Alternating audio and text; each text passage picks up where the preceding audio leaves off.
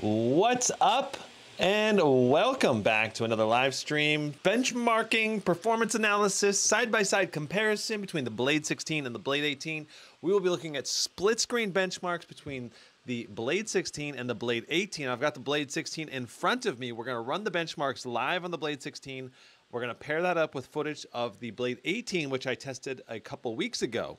The drivers and synapse are not that different between these two.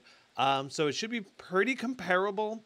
There have been some driver updates since then, but for the most part, I'm anticipating some very competitive and interesting benchmarks to look at. Now, there will be timestamps down below if you want to jump around. There will also be a summary at the end of the video. So if you don't have too long to watch, you want a shorter experience, you can always jump to the summary and we'll summarize everything we discovered in each of the live streams.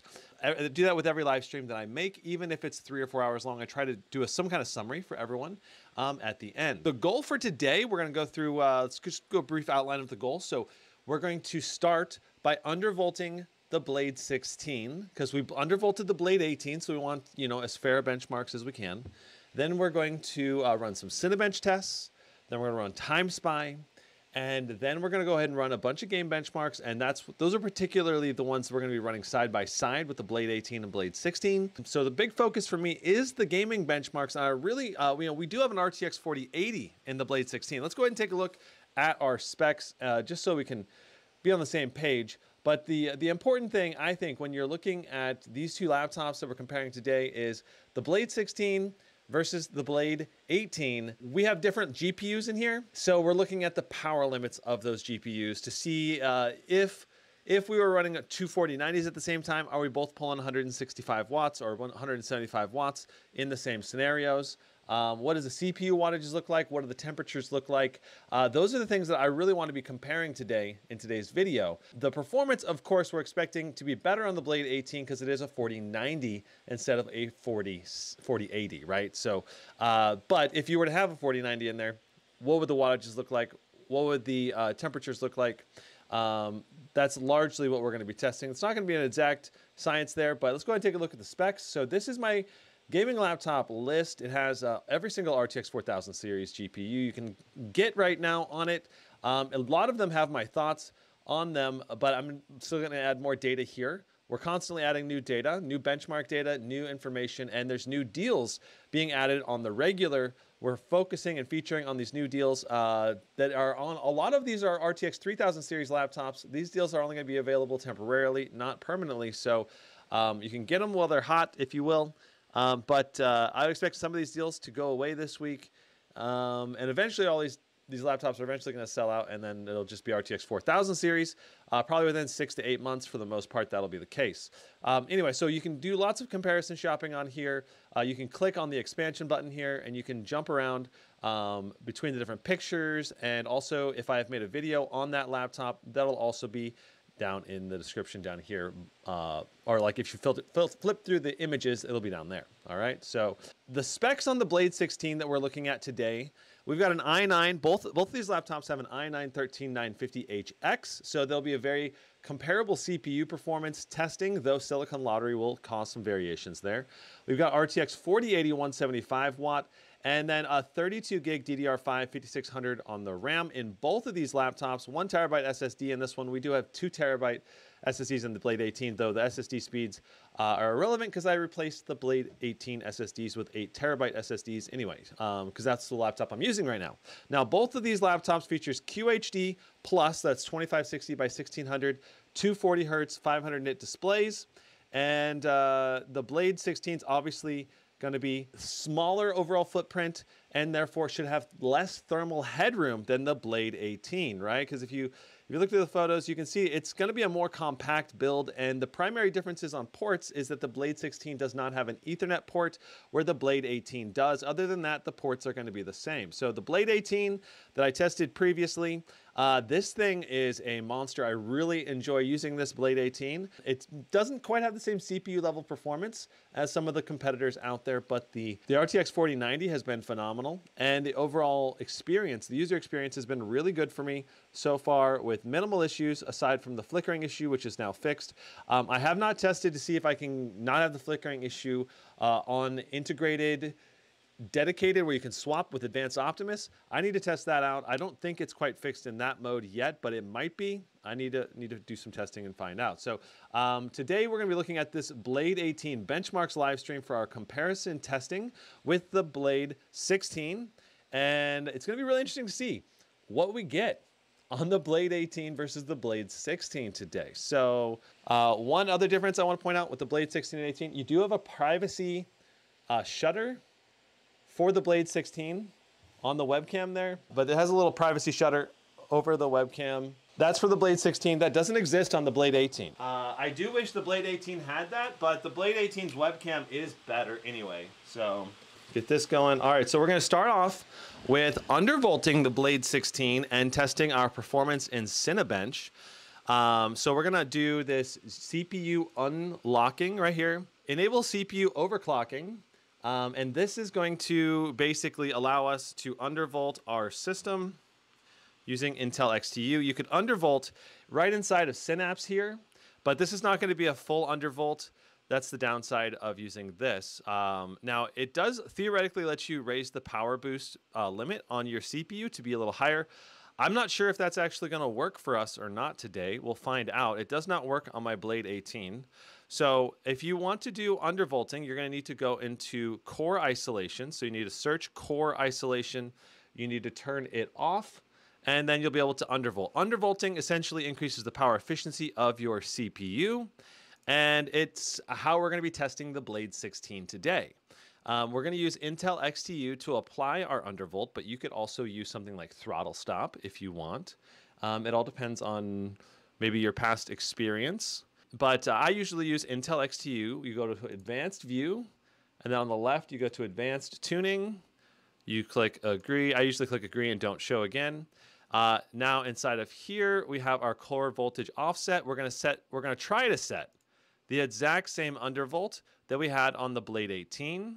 So we did our core voltage offset. We're going to do our cache voltage to -90 and our E-cores voltage off to -125 millivolts. And that's the exact same undervolt we had on the Blade 18. Let's see if that takes. It looks like it did. So again, changing our core voltage offset to -125. What this does is it essentially tells the Intel CPU to ramp to a higher frequency at the same voltage level. And this will not only boost your performance, but it'll also, at the same power level, it'll boost your performance, and it theoretically could also reduce your temperatures if you're already at the performance you need. So it depends on, like in whatever application, like if you're already at the single-threaded max core frequency or whatever, in either scenario, if you're running an undervolt, then you'll just be reducing your voltage requirements as well as your temperatures, which can help make your CPU last longer. That said, in these scenarios, when we are undervolting, what we're doing in actuality is essentially overclocking the CPU, telling it to run at a more efficient level at a higher clock speed. Okay, so now that we've applied our undervolt, now we're gonna go ahead and open Cinebench R23, and I did update this to the latest driver set. Looks like now Cinebench R23 is a CPU rendering test that basically tests for multi-core and single-core performance, depending on which test you run, and it mimics a audio-video workload in something like Cinema 4D, which is what this test is based on. So we've got our HW info pulled up. We are going to use this to monitor, and we can also use this to verify that our undervolt was applied. So here's our undervolt, -125, -90, -125. And I can zoom in so you can see that a little better. But that's our undervolt settings right there. Let's go ahead and see if we are stable. I also want to, one other thing, I want to go ahead and install Process Lasso, because I've been doing Process Lasso with every setup, just to make sure that Cinebench R23 is not being interrupted in the by background processes. So I'm gonna go ahead and start a run, and then that'll make it easy to find. Priority in here to just be above normal. That way it does not get interrupted by, like, say, Steam wants to download something in the background, or Windows Update is trying to do something, or Windows Defender. You know, there's a lot of things you can't control about Windows right now, and that can affect performance. So Process Lasso basically helps me isolate the CPU performance from other things going on in the background.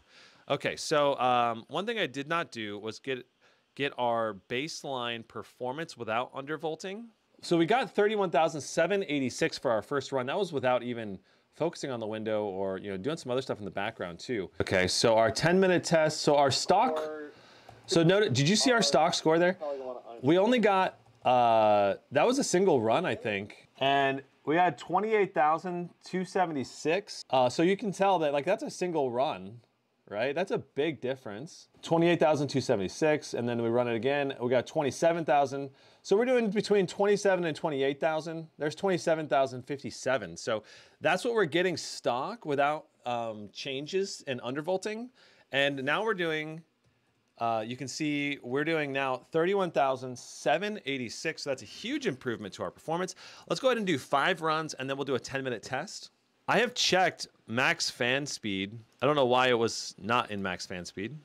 I'm gonna go ahead and boost this up to, I'm gonna say 150 watts right here in Synapse. I'm gonna see if that changes anything, all right? And then let's pop back over to Intel XTU. It shows the change here in Intel XTU, 150 watts to the long power limit. Let's apply that, all right? So those are in theory applied. We also have max fan speed checked right now. And so all this is very interesting. I just want to make sure that I get everything closed in the background that we can close. So I'm closing Spider 5 Elite. I'm closing Steam. All right, so let's go ahead and do a 5-run test and see what our performance is like now. So keep in mind that originally before an Undervolt, we were doing 27,000. We'll start it at 28.2K, and then it went down to 27,000 after 3 runs only.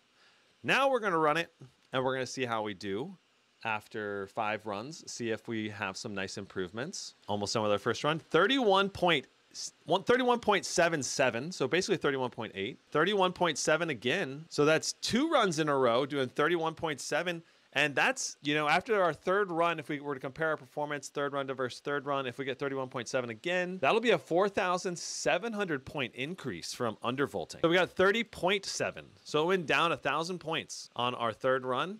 And that happened on the previous 2. I think it's because of the turbo boost power limit kicking in. If we were to take a look at our power limits right now, you know, things are lagging behind because of Process Lasso. Process Lasso basically doesn't let HW info update as often. 30.5, interesting. Overall, the performance is still very good, but it's not quite as high as the initial burst because I think the wattage drops down by about 10 watts after a period of time. All right, so right now it's showing 4.0 or 3.99 gigahertz on the P cores. Just updated that, and it's 127 watts of package power. All right, so let's go ahead and do a 10-minute test and see what we get for a 10-minute test. And while we do that, I'm just gonna reset HW info. I don't anticipate the data will be that good on HW info, but hopefully it can update. See what we got on the Blade 16 for the 10-minute test. So it's about to finish up. You know, look at that. So we're doing 3.49, 3.59.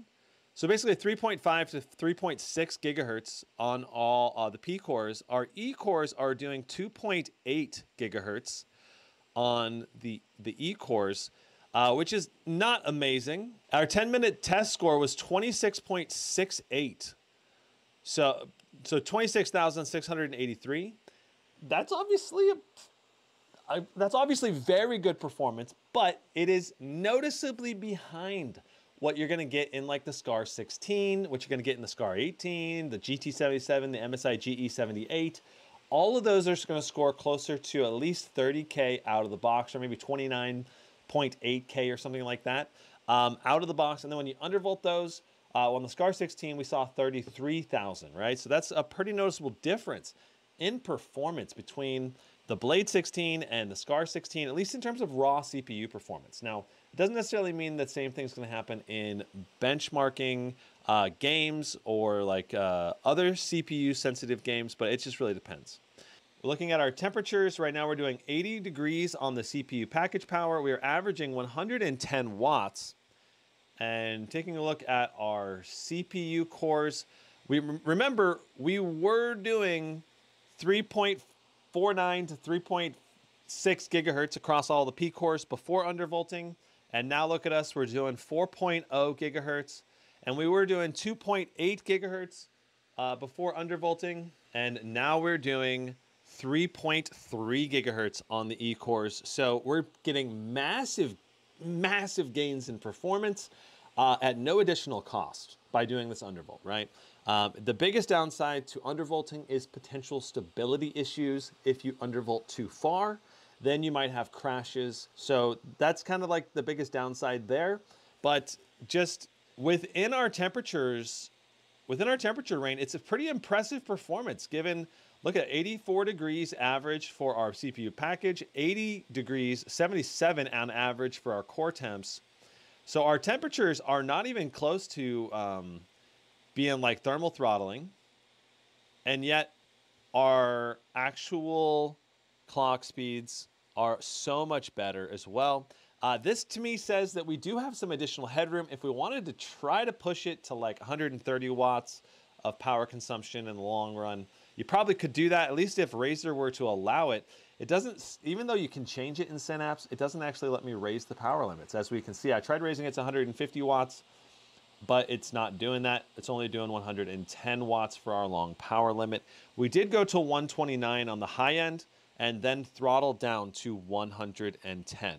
We got our score 30,215. That is phenomenal.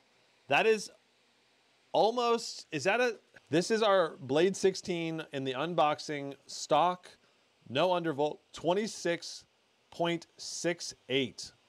And now with an undervolt, we got 30,215. So that's a 3,600 point gain, which is phenomenal. You got to really appreciate the gains in performance you get from undervolting. It's really huge this year, much more than you would actually expect. And it does improve your gaming performance in certain games like Dead Space and other CPU-bound titles. So you definitely want to keep that in mind. I did do an undervolting test, undervolting, overclocking combined together to see how much of an improvement it does in the Scar 16 live stream I recently did. So check out the live stream history if you want to check that out. All right, so there's our undervolting test. Let's go to the Blade 18. Let's start doing some side-by-side benchmarks. So this is the Blade 18 on Timespy. We're at a 0-0 overclock right now on the RTX 4080. Let's pop into Timespy and see what we get. Stock. All right, and then we're going to do an OC, and then we're going to move into game testing. And again, we're going to do this side-by-side, right? So, okay, so it looks like we're finally loading in. So the Blade 16 again is on this side over here. The Blade 18's over there. Both of them have an undervolt, the exact same undervolt on the i9 processor right now. All right, so looking at our FPS draw, right now I can see already that the Blade 16 is drawing about 10 watts less than the Blade 18 in this exact same test. And there's not really any reason for it to be drawing the lower levels of wattage. Okay, here the Blade 16 is pulling a little higher now, 172. Now it's becoming a little more competitive. Very nice. Now keep in mind that we have the Blade 16 with a 4080, of course, so it's a different clock speed for the same level of wattage. So we can't really be looking at the clock speeds to be comparable in these two tests. We're mainly going to be looking at the wattage on both the CPU and the GPU to see how competitive and how thermally competitive it is based on the VBIOS, right? Because if you set a high amount of wattage in both scenarios, it should theoretically be able to both pull 175 watts in the same exact workload. That's probably the biggest thing that I'm looking for right here. So right now, the Blade 18 doing 174.4 watts, the Blade 16 doing 167. Oh, the Blade 16 now doing 178, 173, 172. That's very good. I'm glad we're seeing some higher levels of wattage, but it seems like the Blade 18's VBIOS is tuned to naturally pull, it seems like about 5 more watts more often.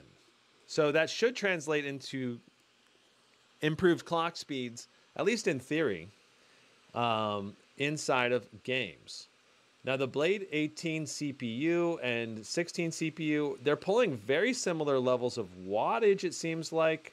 Actually, the Blade 18 is doing 7 higher watts right now, and a little bit higher clock speed too.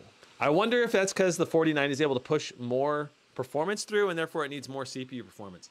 Like when it's paired up, you know, to prevent CPU bottlenecking. I wouldn't be surprised if that's the case. There it is. So they both pulled very similar levels of wattage, both above 110 watts in the CPU test. Let's see what our actual results are. Okay, so again, 4080 versus 4090, right? So we got 22,000 stock for the 4090 in the Blade 18. We got 18,720 for the Blade 16. That's obviously very good. I'm actually pretty impressed that the Blade 16 is actually able to pull that, and that's without any kind of overclock. Sure, we can try to do an overclock on both real quick. We'll try to do a similar overclock 16 here. So we're gonna do 225. I don't know if a 4080 will be able to handle this. Yeah, 225 1000. I don't know. Let's find out if the Blade, the RTX 4080 and the Blade 18 can handle the same level of OC. So CPU is a little bit faster in the Blade 18, 500 points, about 500 points more on the Blade 18, which kind of makes sense. You know, it's a bigger chassis with supposedly a higher CPU power limit. So that's interesting. I wonder how that's going to impact game performance, such as like Dead Space and stuff like that. And so this is going to be both laptops being overclocked now. Both the Blade 18 and Blade 16 both can come with an RTX 4060 all the way up through 4090. 4060, 4070, 4080, and 4090. And the price variance is quite a bit, but the Blade 18 usually costs like about $200 to $300 more for the same internal configuration. Right now, the Blade 16 is doing 100, well, it did 190 watts for a moment there, but it seems like the Blade 16's wattage level is actually a little bit lower. But I'm pretty sure our clock speed through these areas of Timespy are higher. Because we were doing like 2300 to 2400, now we're doing 2400 to 2500 on our clock speeds on the Blade 16. So that's interesting. I'm very curious to see what our end result is. Again, CPU wattage is being pulled a little bit higher rate on the Blade 18 than the Blade 16. Like I said, that is probably because of the RTX 4090 able to push out more frames, and therefore it can put a higher strain on the CPU. You're more likely to become CPU bound with the RTX 4090. Here's our overclocked results. We got 23,020 on the Blade 18 and 19,641 on the Blade 16. That's extremely good for a Blade 16. I mean, that is very good. We're getting, basically, that's equal to the best RTX 4080s we're seeing in terms of performance. I have seen one RTX 4080 be able to push over 20K, but that's also Silicon Lottery, you know? So overall, I'm very impressed with the Blade 16's performance in Timespy. Let's go ahead and move on to some games testing. We'll do some side-by-sides games now. We'll do Dying Light 2 next. I thought I had installed all of the games that we would be testing today, but look at the download speed. I had the fastest download speed I've ever had on a gaming laptop so far. So I am live streaming at the same time, but I pulled up to 80 megabits a second of transfer speed. Most gaming laptops on my internet only get about 55 to 65. I had no overclock on the Blade 18 benchmarks, so we're not going to do any overclock on the Blade 16. DLSS, everything's on ultra, no ray tracing, QHD 240 hertz, all of that is correct. Start walking out here. One difference I'm noticing right now already is that we are doing more wattage on the CPU on the Blade 18. You know, we were doing up to 80 watts on the CPU, and then on the Blade 16, we were only doing 60 watts on the peak. Now we're both doing 60 watts, but the Blade 18 is occasionally jumping up now to 70, 75 watts. Pretty interesting, and our FPS is definitely higher on the Blade 18. Not by much, but it is higher. Notice our GPU utilization, 94% on the Blade 16. 96% on the Blade 18, so it's pretty similar levels of GPU utilization. So we're gonna go both face this direction, and we're both gonna do a walking test. side by side. The Blade 16 and the Blade 18, they're both pulling about the same level of wattage, both doing 4.1 gigahertz on the CPU. Our temperatures are a bit lower on the Blade 18, though, by about 5 to 6 degrees. And on the GPU, our temperatures are also 7, 8 degrees lower on the Blade 18. Temps are very much better on the Blade 18. Our performance, though, is not too big of a gap here because it's a very CPU-bound game. So it's not entirely CPU-bound, but at least it's heavily CPU-focused. So we ended up with 121 on the Blade 18 and 112 on the Blade 16, with higher temps on the Blade 16 than the Blade 18, but performance levels are remarkably similar. And if we had a 4090 in here, I think our performance would be essentially identical, I believe. It would be very, very close, which is super interesting to see. So let's go ahead and move on to our next test. So both of these laptops are going to be tested on minimum settings, so they don't have their maximum settings, which makes it also a bit more CPU focused. But that's how I think a lot of gamers are going to want to play the game. That said, even when at least with a 4090, when I was running on maximum settings, it was still CPU bound. Like the game itself is actually pretty easy to run on the GPU. So we are in an area, different areas of the map, and different areas of the map are going to have noticeably different levels of performance, right? So I'm going to try to land in the same area of the map so we can try to get a little bit, at least a little bit more apples to apples comparison between these two right now. It's really impressive the amount of FPS gains we had with the Blade 18, right? I was not expecting the Blade 18 to be so much higher FPS. All right, so here we are.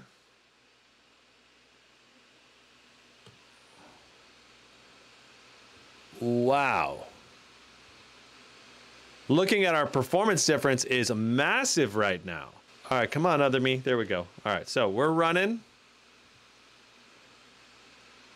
We're moving. The Blade 18 is drawing higher wattage to the CPU, 6 higher watts. Temperature is about the same. Clock speed on the Blade 18 processor, though, is noticeably higher. 4.1 versus 3.4, 4.2. You know, that's a big difference in CPU clock speed, even though our actual TDP is not that different. I'm really surprised about this performance difference. I wasn't expecting it to be this big of a gap in performance at all. Man, it's interesting. Brian Guerra with the $2 super chat. Thanks so much. Do you think the 4050 is good on the Scar 16? I am not a gamer. I think that's a shotgun, so we don't want to use the shotgun. I think the Scar 16 with a 4050, do they even offer it with a 4050? I don't think they do. I think the Strix G16 has a 4050 option. And I think that's a decent option if you're on a budget or you don't really need that much gaming performance. It's not like you're going to be able to play most games at 1080p. Just know that you're not going to really play games at QHD or 4K nearly as well because it has lower levels of VRAM. And, oops, I just shot because I tapped the touchpad. You know, so your VRAM is going to be a bigger difference there.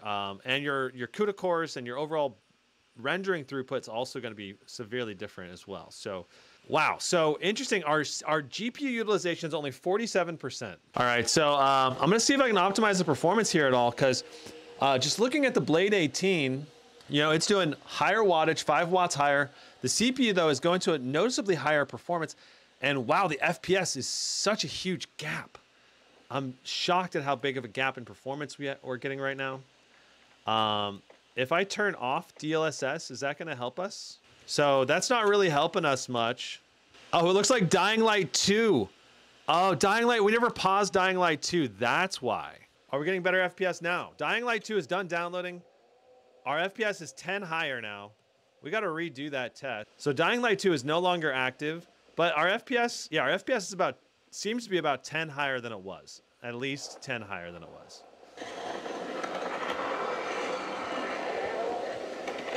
All right, so here we are, running across the same area of the map again.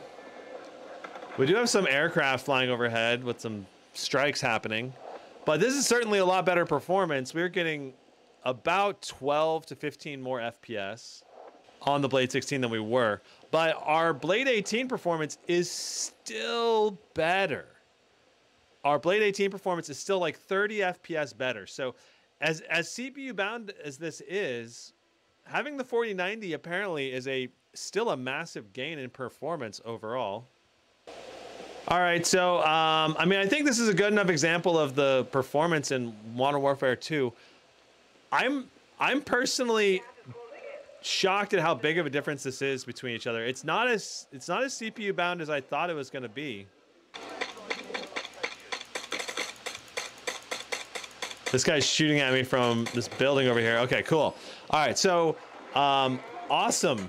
But man, the Blade 18 with the 4090 really performed better than I anticipated, right? I thought that there would be a little bit more CPU bound than that, but it's, even though we're not even using the 100% of the GPU utilization, it's still really boosted our performance. Having the Blade 18 with the 4090, I'm guessing your performance would also be much higher with the 4090 in the Blade 16 as well. So looks like all of the settings are actually correct already. Frame generation on, DLSS on quality, high quality ray tracing. So perfect. All right, so here we are. We got a 4090 versus a 4080 here. We got a Blade 16 versus Blade 18. Looking at our wattage pulls right now, the Blade 18 pulling about the same level of wattage in the upper 60s, lower 70s. That's great to see. Our CPU temps are higher on the Blade 16. Our GPU temps are also higher on the Blade 16. So even though we're doing about the same level of wattage, the temps are still higher on the Blade 16. Notice that we have been on maximum fans on the Blade 16, though we were just in another game, so maybe some of the heat soak is carrying over a little bit, but in general, I think the Blade 18 is running cooler, and our FPS difference is pretty noticeable in this game, averaging 119 versus 139, so that's a gain of 20 FPS approximately. So that's about 17% performance gain right now in Dying Light 2 between these two, which is not inconsequential, but it's probably, that's not as much of a price difference between these two, right? So if you're looking for the best bang for the buck, the Blade 16 is putting out some really great performance for the money, because it costs almost, I think it's $900 less. So it costs 25% cheaper approximately. So it needs to be a bigger performance gap than 25% to be worth the money. 125 versus 146. 125 versus 146. That is a 21 FPS gain for the Blade 18. You know, I think the biggest difference between the Blade 16 and the Blade 18 is just how much warmer the wrist rest is on the Blade 16. It is noticeably warmer to the point where I could not do it. I could not do a Blade 16 because of the really warm wrist rest. We're in QHD plus, full screen. We are going to go to ray tracing on ultra, and then DLSS on quality, frame generation enabled. So we're getting about a 10, 13 FPS gain right now for the Blade 18. Our CPU temps are pretty close in this game. The wattage being pulled right now is lower on the Blade 16 by, again, 5 to 6 watts. I think that's the 4080 versus 4090 talking there. The wattage pull to the GPU is remarkably similar, boosting up and down in the different areas depending on how demanding it is on the CPU. This area is more CPU demanding with all the NPCs out and about. So 110 right now versus 95. We'll have to see what our end result is. Our CPU temps are climbing up, and our GPU temps are definitely warmer on the Blade 16 once again. About 8 or 9 degrees warmer on the GPU. About the same on the CPU, though. All right, looks like we got 104.4 FPS on the Blade 16 with 50 for our min FPS, which is better than the Blade 18's min FPS, but 119 FPS for the Blade 18. So that is a 104 versus 119 for Cyberpunk 2077. So that's a 15 FPS gain approximately. About a 13-14% performance improvement going to the Blade 18 with 4090. We are basically, so the way that I test this, I put all the graphics quality presets up to max. I turn it on full screen, turn off triple buffering. No DLSS, even though there is DLSS. This is just going to be a raw GPU test. Looking at our raw FPS, we're getting about 20 more FPS on the Blade 18. That's not insignificant. Our wattage pulls higher on the Blade 18 as well. Interesting, 167 versus only about 160, 150 on the Blade 16. Our CPU temperature is again, oh, actually CPU temps are pretty similar. It seems like it's just maybe a few degrees lower on the Blade 18. And our GPU temperature is once again about 5 degrees lower on the Blade 18 versus the Blade 16. Very interesting. The wattage pull this time on the CPU is a little higher on the Blade 16, which is different. We weren't seeing that in the past. 123 FPS at the start here versus 101. That's a big performance gain again. And this is a game that I had believed to be fairly CPU bound in this title, and it's been remarkably huge performance gains for the RTX 4090 again in Red Dead Redemption 2. So we're not CPU bound in this title, at least not entirely. The 4090 does still push out higher FPS for sure. Looking at our GPU temps, again, the Blade 18 is about 6 to 8, sometimes 10 degrees cooler on the Blade 18 on the GPU. The CPU is, again, a few degrees cooler, between 3 to 7 degrees cooler on the CPU for the Blade 18. And I got to say, I'm impressed with the Blade 18's temps a little bit better than the Blade 16. Not like the Blade 16 has terrible temperatures or something, but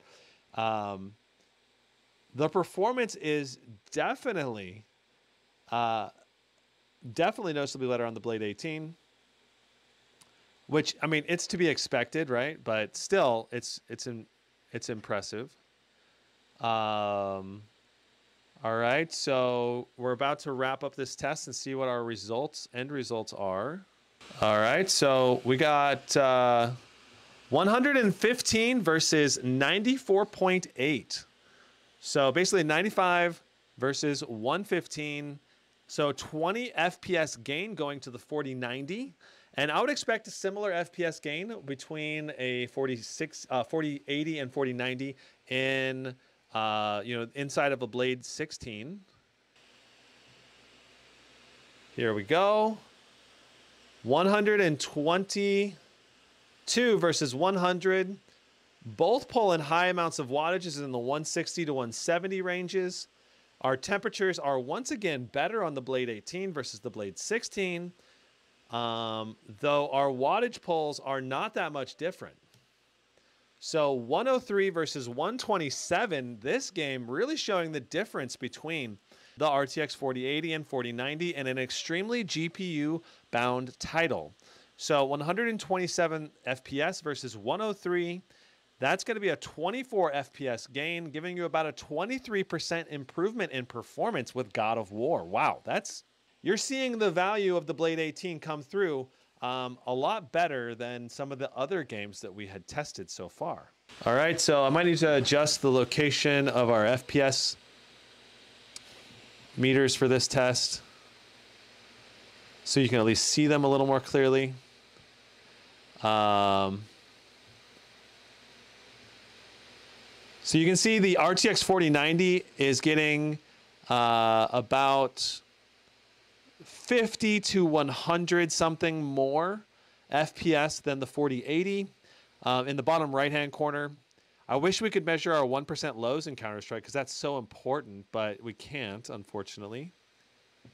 And I'm just going to pause this for a millisecond. I want to try to get this lined up as closely as I can as I go through the smoke, because going through the smoke is one of the most demanding areas of CSGO and one of the most CPU-bound areas. Overall, the performance is obviously fantastic on the 4080, but it is higher on the 4090. Especially in these, so like right now when we're just looking around the city right here, it's very GPU bound, very high frame rates, but that's not really what people care about as much. They care more about when you're going through the smoke, what kind of FPS you get. So it's pretty interesting. On our results, 429.8, so basically 430, and we got 529. So you're getting about 84 more FPS. You're getting 94 more FPS. 94 more FPS with the RTX 4090 in this test. So that's a pretty big difference in performance, actually a little bit bigger than I had anticipated. Next up is Hogwarts Legacy. All right, so ray tracing enabled, everything on Ultra except for textures. Frame generation on, DLSS on quality. Let's go ahead and resume. Here's our Hogsmeade side-by-side Blade 18 performance run. Let's find out what we get.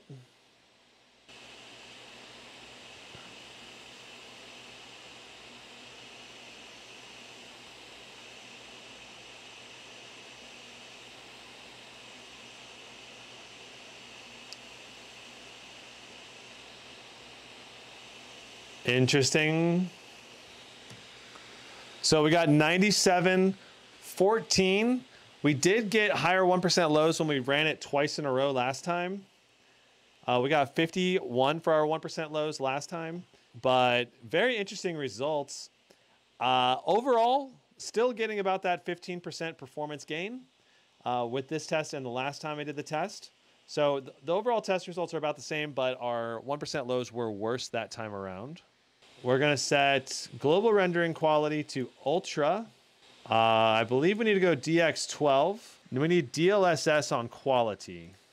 Release the parking brake, and we're on our roll. We're rolling out right now.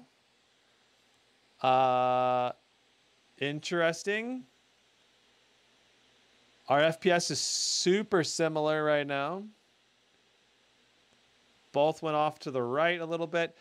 We do have overcast clouds, I'm noticing, on the Blade 18 test instead of it being clear,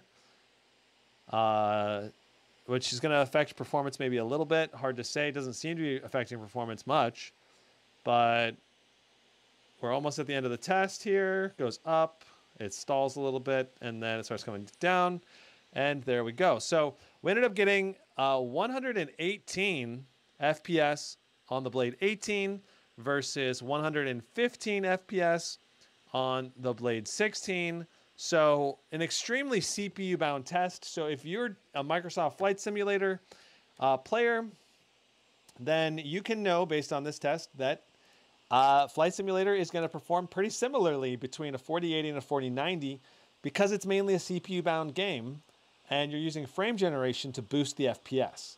I would say the biggest thing if you're a Flight Simulator player is you really want to get a high-end CPU and an RTX 4000 series with frame gen to double your FPS pretty much. That's pretty much the requirements if you want to really boost FPS. Okay, so next up is Shadow of the Tomb Raider. DLSS will be on quality, will be on highest settings with ray tracing on ultra. So our performance right now, 168, 170 on our wattage. Our Blade 18 is doing higher wattage on the GPU, noticeably higher wattage here in this game. I would definitely prefer to have the exact same conditions in Flight Simulator when you're testing it, without a doubt. It's just, I can't control it because I can't change the Blade 18 benchmark because that's a pre-recorded benchmark. And that was an accident. I didn't mean to I didn't mean to do it with the clouds. That was just an incorrect setting on that one test. So just take that test with a slight grain of salt, but know that I don't think it's actually going to make that big of a difference. I think you're going to get very similar FPS because it's very CPU bound, and the clouds, I think, are going to be GPU bound items, I believe. So, yeah. Anyway, so right now in Shadow of the Tomb Raider, we're doing about 20 more FPS on the Blade 18 with the RTX 4090. Our CPU temperatures do appear to be a little bit better on the Blade 18. Once again, 2 or 3 degrees better off and on. And our GPU temperatures right now are 9 degrees better on the Blade 18, which is a little bit bigger gap in terms of temperatures than we've seen in most of the games. Most of the games have been not as big, more like 6 or 7 degrees difference in temperatures, but some of them obviously are bigger. So we're getting between 5 to 10 degrees difference in GPU temps. CPU temps seem to be about 4 to 5 degrees difference, but it really depends on the game. And that's right now with the Blade 18 pulling higher levels of CPU wattage.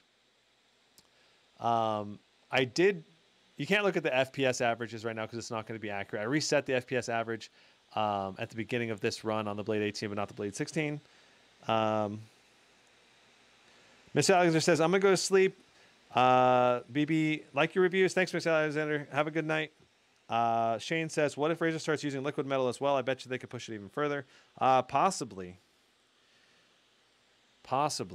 16 for DPI, 18 for heat dissipation. Yeah. But at this size of screen, it's not that big a difference, I don't think. All right, so what did we end up getting for our final results? Let's find out. So on the Blade 18, we got 161. Let me see if I can get the results to display on the screen here. So 161 on the Blade 18, 138. So 161 versus 138, that's a 23 FPS difference. At 130 FPS, that translates to what, like a 15-16% difference in performance, somewhere in that range. That is pretty interesting. Falls pretty much in line with the results we've been seeing in most of the tests today, though we have seen some where we saw bigger differences in performance. Really depends on the game. Ray tracing on ultra, DLSS on quality, display. We weren't quite timed perfectly either the first time I did it, so I like trying to time it as close as I can.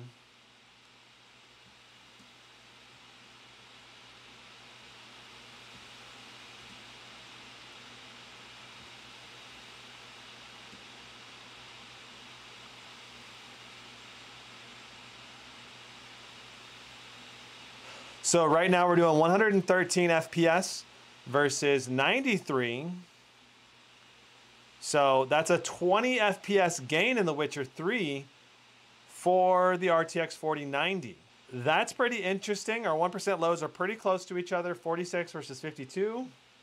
So 20 FPS gain, that's a 22% overall performance gain for the Razer Blade 16. So that's a second game where we had more than a 20% gain in performance overall. Let's talk performance. Blade 18 versus Blade 16. We saw some big performance gains for the RTX 4090 in certain titles. The biggest gain, I believe, was in Warzone 2, which we got around 155 FPS on the Blade 18, but we were only doing about 120 FPS on the Blade 16 with the 4080. So we don't know exactly why we weren't getting as high a FPS. We did have lower CPU clock speeds on the Blade 16. We did have lower wattage on the Blade 16, but we had the exact same undervolt going, and it's the same CPU. It just seems to be running at a lower power percentage. It's supposed to be a CPU-bound game. We've definitely seen some higher performance from some other RTX 4080s in that title. Now, in terms of GPU-bound gaming performance, the RTX 4090 got about over a 20% gain in God of War and in The Witcher 3. And then in terms of games that had no performance gains, we had Flight Simulator putting up essentially the same score between the RTX 4080 and the 4090 and the Blade 16 and 18. So your performance gains are going to vary widely depending on what game you're playing. Of course, esports titles, you're going to be able to push more than 240 frames per second in most esports titles like Apex Legends, Valorant, CSGO. So the performance difference between a 4080 and a 4090 is completely negated for the most part, except for some esports titles, maybe like Warzone 2. In terms of actual usability and playability, the Blade 16 wrist rest gets very warm. It is still hot and warm. The whole chassis as a whole, like even though there's no warm components over here on the right side, it doesn't matter. This whole chassis right now is acting more like a heat sink. The Blade 18 has that third fan in the front, right underneath the touchpad here, and that really helps distribute the heat much better in the Blade 18. That said, in terms of performance, in the vast majority of titles, the Blade 16 and the Blade 18 had very similar CPU and GPU wattage levels. So that, to me, indicates that the Blade 16 with the RTX 4090 would also be performing in a very similar ballpark to the Blade 18 with some slightly lower clocks and slightly lower wattage levels for both the CPU and the GPU. So I'm anticipating that if you had a 4090 Blade 18 and a 4090 Blade 16 with the same GPU, same memory, same everything, you're probably looking at just like 1 to 3% difference in performance in most game titles, with the Blade 18 getting a slight edge out advantage because of its better thermals and slightly higher it tends to hit slightly higher GPU TDP and slightly higher CPU TDP, which is the power limits that run those CPUs and GPU components. So because it can run at a higher power limit, the clock speed will also be just slightly higher in certain titles and certain games. But there will be plenty of games where the difference between the Blade 16 and Blade 18, if they're running the same GPU CPU combo, will be completely negated, and you'll get the exact same FPS on both systems. So it's really going to depend on the game you're playing, whether it's GPU bound. If it's heavily GPU bound, then I would expect a slight edge to the Blade 18 with the 4090. If it's heavily CPU bound, but it's not that demanding, then you're going to get the same FPS on both. If it's CPU bound and it's heavily demanding, then again, the Blade 18 is going to get a slight advantage because it can push a slightly higher CPU clock speed and TDP. So overall, though, in terms of performance differences, it's very minor between the Blade 16 and 18. It's not a huge gap in performance. It's just it's small peanuts differences in performance. So if you're after the most performance and the more portable form factor, the Blade 16 is going to be probably your guy. But if you want a laptop that has better overall chassis temperatures and is more comfortable to game on, or if you're going to work on the laptop keyboard and touchpad a lot, or you need to put the thing in your lap a lot, I would really recommend the Blade 18 over the 16 because of the thermal chassis design. Running the Blade 16 much hotter for handheld temperatures, which is going to be a big deal to someone like me, because when I use my laptop for gaming, I'm almost always using the laptop's keyboard. Anyway, so that's kind of my Blade 16 versus Blade 18 breakdown. If you're looking for portable performance and you're willing to put up with a hot chassis, the Blade 16 is fantastic. It's going to be a really great performer. It's going to give you good portability and great all-around performance. The Blade 18, bigger display, more immersive multimedia experience, better speaker quality, and in terms of display quality, they're very similar unless you get the mini LED Blade 16, in which case the image quality will be brighter and more vibrant on the Blade 16. But the webcam is much better on the Blade 18. The speakers are better on the Blade 18. The thermals are better on the Blade 18. You get better GPU, CPU temps on the Blade 18. I personally prefer the Blade 18 because of the cooler chassis when gaming on it. I just could not game on the Blade 16 over long periods of time. Like if you were to play 4 hours in a row, my wrist would just get too warm on the Blade 16. That's my personal take. If you're going to use an external keyboard when you're gaming, then that becomes completely irrelevant. It doesn't matter. So it really depends on the user situation. And maybe you're going to game, when you game at home, you're going to use an external keyboard with like a dock or something. And then when you're on the go, you're not going to be gaming much on the go. You're just going to be video editing or doing other stuff on the Blade 16. Then that's fine. that doesn't really matter that much.